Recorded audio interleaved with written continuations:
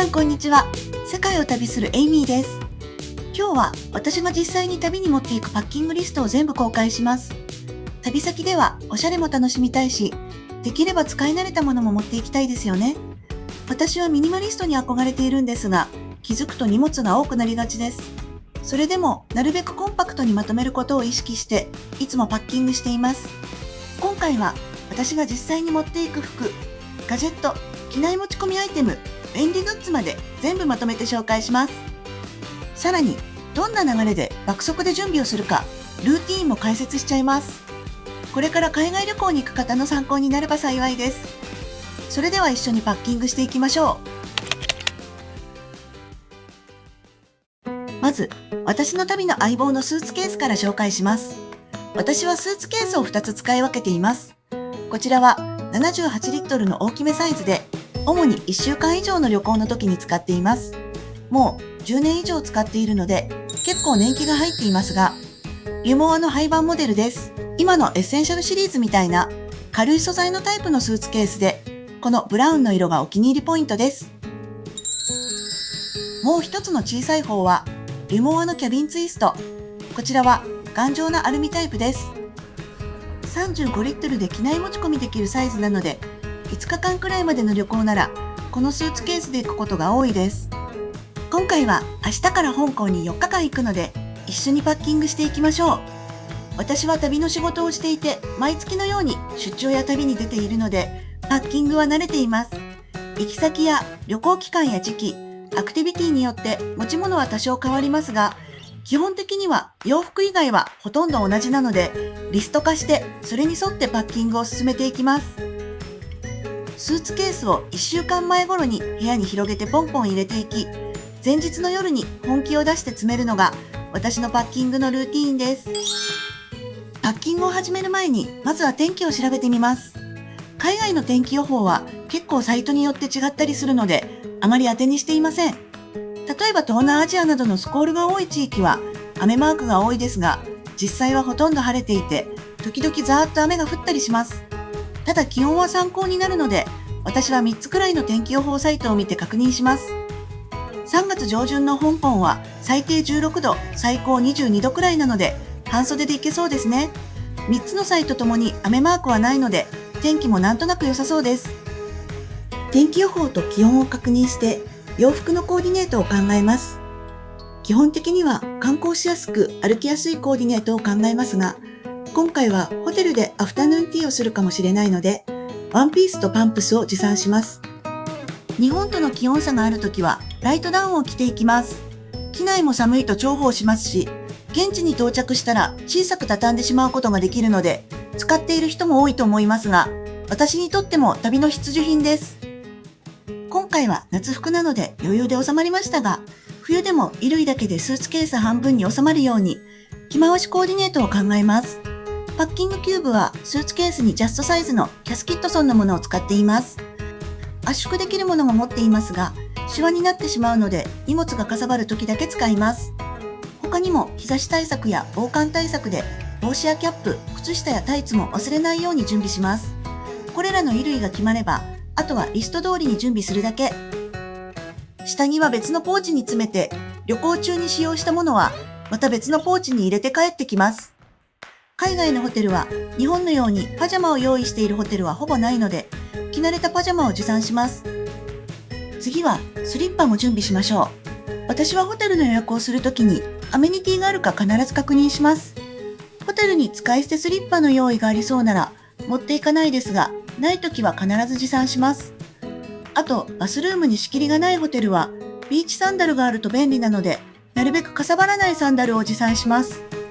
アクセサリーやメガネやサングラスもケースに入れて用意します。現地で使用するバッグはショルダーバッグやトートバッグを持参することが多いです。すり対策には斜め掛けができるショルダーバッグやチャックがついているものが有効です。あと、便利ツールで無印や100均で売っている折りたたみ S 字フックがおすすめ。S 字にするとテーブルや扉にかけられます。海外のトイレって荷物フックがないからそんな時も使えます。トートバッグの紐を4つ取ってフックを閉じれば蓋となってすり対策にもなります。私の使っている旅行便利グッズは概要欄に貼っておきますので、興味のある方は覗いてみてください。それからエコバッグも今や必須アイテムです。世界的にポリバッグは廃止、または有料の国が増えています。お土産を買って荷物が増えた時にも使えますし、一つバッグに忍ばせておくのが良いですね。あとは現地でその土地らしいバッグを買って使うのも旅の醍醐味です。私も現地で荷物が増えて、ついつい買っていくうちにご当地エコバッグ&トートバッグが増えております。旅行先で荷物が増えそうな時には折りたたみバッグも持参します。このロンシャンのトラベルバッグは軽いし、折りたたんで小さくなるし、何より可愛いのに丈夫なので長らく愛用しています。続いて、洗面美容アイテムです。トラベルポーチはこちらもキャスキットソンのビニールポーチを使っています。なるべく必要最小限、だけどいつも使っているものを使いたいので、トラベルキットの小さいボトルスキンケア用品やヘアオイルなどは小瓶に移し替えて持参しています。海外のホテルは日本ほどアメニティの用意が多くないので、こだわりのある方は持参しましょう。オールインソープのみのホテルも多いので、ヘアトリートメントは持っていきます。歯ブラシの用意がない国も多いですし、海外の歯ブラシはヘッドが大きいものが多いので、絶対に日本から持参するアイテムです。私は機内持ち込みのポーチに入れて持っていきます。化粧品も必要最低限。旅先では荷物を減らすため、クッションファンデーションを使用したり、コンパクトなものをチョイスして持参しています。あと、海外の日差しは強いので、日焼け止めは絶対に忘れたくないアイテム。コンタクトレンズ以外は、もし何か忘れても、都市であれば現地購入できるので、気軽にパッキングしていきます。基本的には、このトラベルポーチに入っているもの、ほとんどが旅行専用のアイテムなので、足りなくなってきたら、都度補充して持っていくようにしています。私は常備薬は少しだけ、お守り代わりに持参します。乾燥している国に行くときは、のど飴を持っていくと重宝します。あとヘアアイロンや髭剃りなどの家電は注意が必要。コンセント式のヘアアイロンは機内持ち込み、預け入れともに可能ですが、コードレスの充電式は電池が取り外せない場合、持ち込みも預け入れも原則できません。電池を取り外せるものは外して持参すれば機内持ち込みが可能です。詳細は航空会社のウェブページをチェックしてみてください。合わせて家電アイテムの電圧が変動できるか、海外対応しているかも確認してから持っていきましょう。ガジェット電気系もパッキングしていきます。国によってプラグのタイプと電圧が日本とは違うのでチェックしましょう。よく行く国の韓国やヨーロッパの多くの国では丸ピン2本の C タイプなので、こちらは小さなプラグを持参します。ハワイを含むアメリカは日本と同じ A タイプなので、変圧さえできればそのまま使うことができます。最近の家電は自動で変圧してくれる海外対応の家電が多いので、変圧器を持っていくことはなくなりました。プラグは以前は四角いタイプを使用していたのですが、差し口が丸くくぼんでいるホテルでさせないことがあったので、最近は細長い組み立て型タイプを使用しています。私は PC やカメラを持参するので、充電器は複数供給タイプのパワフルなアンカー製品を使用しています。ケーブルも急速充電に対応しているもので、長さがあっても絡まないシリコンタイプのアンカー製品を使用しています。このケーブル、長さも選べるし絡まないしおすすめです。あと C2C が主流ですが、ホテルや飛行機の座席では USB の差し口が主流ですので、USB のケーブルも忘れずに持参しましょう。また、複数人で宿泊するときはタコ足コンセントがあると便利です。ホテルのコンセントは数が限られるので、一つから複数に電気供給したいときは持っていくと活躍してくれます。ここまでが持ち物リストのレギュラーたちですが、他にも場所によって持参するものもあります。天気予報が悪そうなところやスコールが多い国、日差しが強い国には晴雨兼用のコンパクトな傘を持っていきます。リゾート方面には水着やランニングウェアを持って行ったり、ゴルフやハイキングなどスポーツ用品を持参する場合はどうしても荷物が増えますが、なるべくコンパクトにを意識して準備します。また1週間以上の長期滞在や水着を持っていくときは洗濯セットを持っていき、現地で洗濯しながら旅行することもあります。あとスプーンやお箸も持っていると、テイクアウトしたものをホテルで食べるときに意外と便利です。海外では言わないとスプーンがついてこないこともあり、何度も手で食べたり、ストローを代用したりして食べた苦い思い出があります。1本ずつだけでも忍ばせておくと助かる場面が来るかもしれません。また、耐熱のビニール袋、アイラップが便利です。袋に水を入れて結び、鍋やポットのお湯の中で湯煎加熱します。ホテルのポットが不衛生な時など、ポットの沸騰したお湯の中でお湯を沸かすことができます。他には、長期滞在や周りにレストランやスーパーがないような場所に行くときは、日本食や飲み物を持参することもあります。その場合は、肉エキスが入っているものは持ち込みができない国が多いので、気をつけるようにしています。最後に便利グッズです。都市間の移動や乗り継ぎフライトがあるときは、エアタグをスーツケースに入れておきます。私はアンカーのユイフィ追跡タグを使っていて、スマホと連携しておけば、今この荷物がどこにあるのか確認することができて安心です。スイスで鉄道荷物配送サービスを利用した際にロストバゲージしたことがありました。突然のハプニングの時も説明できて最短で手元に戻すことができたので入れておいてよかったです。それではパッキング最終チェックします。リストにチェックを入れながら忘れ物がないか確認します。今回の香港旅行は特別なアクティビティもなく夏服なので本当に必要最小限スペースに余白がある状態でスーツケースを閉めることができました。それでは機内持ち込みの荷物もパッキングしちゃいましょう。機内持ち込みの手荷物は私はバックパックで行くことが多いです。よく使うのはこちらのマーク・ジェイコブスのバックパック。20リットルくらいは入るのでスーツケースを持参する旅行ではこちらのバックパックに詰めて手荷物を持っていきます。またノースフェイスのバックパックは30リットル入るので3日間の旅行などスーツケースなしで小旅行に行くときにこちらを使用します。手荷物リストはこちらです。手荷物も毎度ほぼ同じなのでリストに沿って準備をしていきます。まずは命の次に大切なパスポート。海外旅行するときはパスポートがないと出国できないですからね。忘れずに持参しましょう。各国入国条件が決まっていますので、旅行計画の時点でパスポートの残存期間や査証ビザが必要かどうか、事前に登録するものはあるか確認します。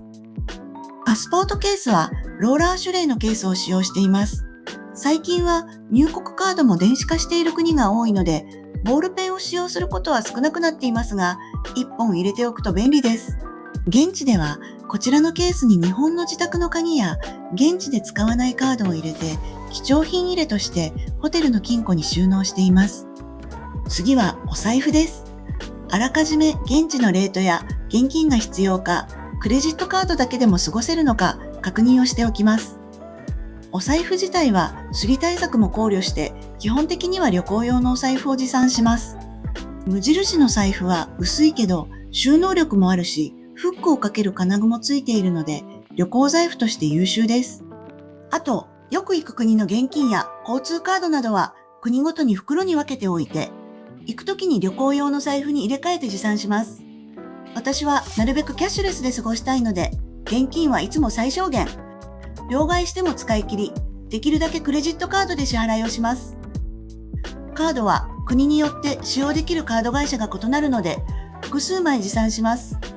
ビザとマスターがあれば、基本的にはどこの国も決済できるのでおすすめです。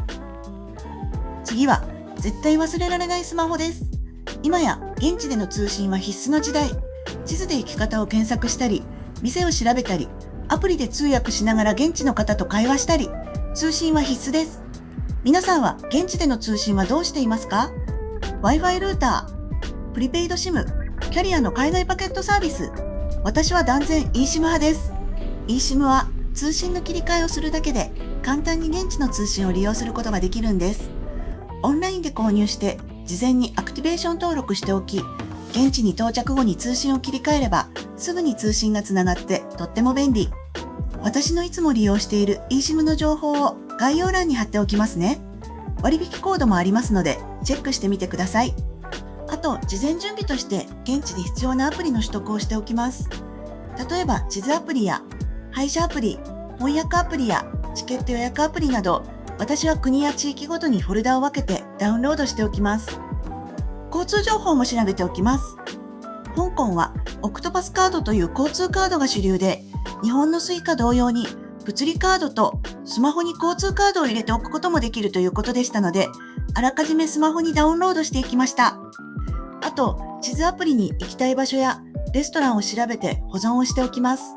そうすると、旅行先で現在地から行きたい場所までの交通をすぐに調べられたり、営業時間も確認できたり、スムーズに行動できるので準備をしてから向かいます。スマホケースは可愛くて頑丈なケースティファイを使用しています。あと、このモフトのスマホスタンドが便利すぎて手放せません。飛行機のデスクの上やカフェのテーブルの上で立てかけながらスマホをチェックしたり、動画を見たりできますし、写真を撮る時の自撮り棒や三脚としても使えますし、カードも入るので、お財布なしで出かけることもできます。私は旅先で交通カードを入れて使っています。それからスマホストラップも旅行時は必ず持参します。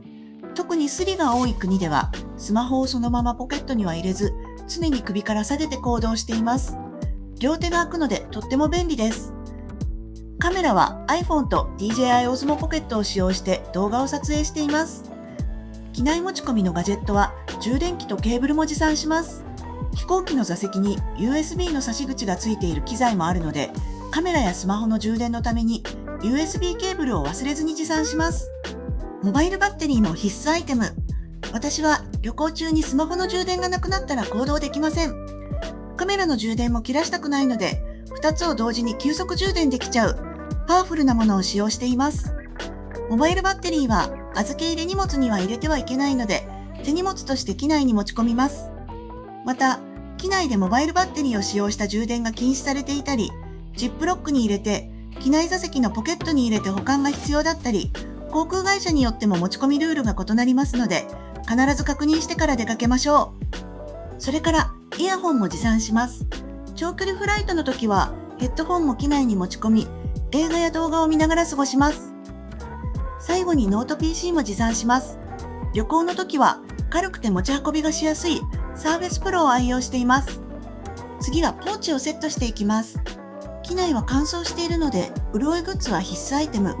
スキンケアアイテムは1回使い切りのものを用意していきます。